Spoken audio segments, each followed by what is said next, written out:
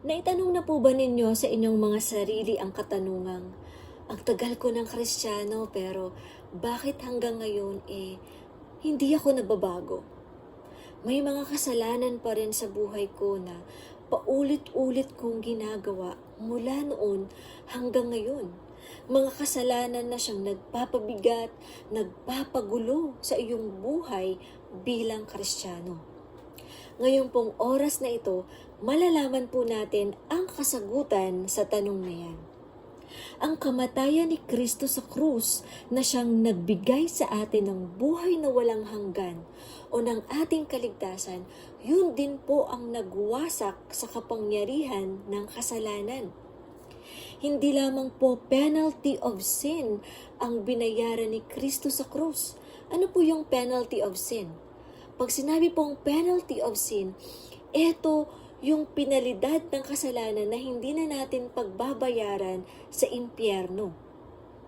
Kaya nga, imbis na sa impyerno tayo papunta, sa langit.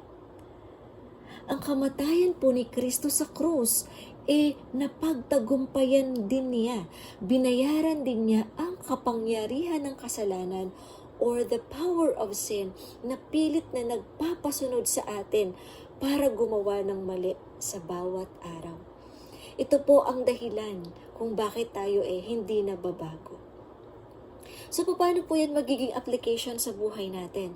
Sabi po ni Paul sa Colossians chapter 2 verse 6, "As you have therefore received Christ Jesus the Lord," kung paano daw po natin tinanggap si Kristo nung una tayong na-born again, "so walk ye in Him."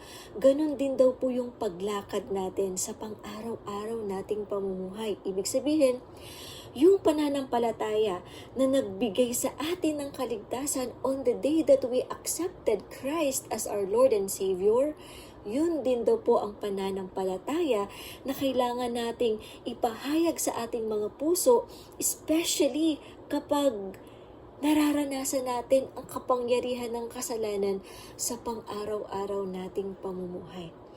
At kapag nakikita ng Espiritu Santo na yun nga ang pananampalataya mo, doon sa katagumpayan ni Kristo, siya mismo ang magpapalaya sa iyo. Siya mismo ang magbabago ng iyong buhay. Mararanasan mo ang katagumpayan, ang kapangyarihan ng binayaran ni Kristo.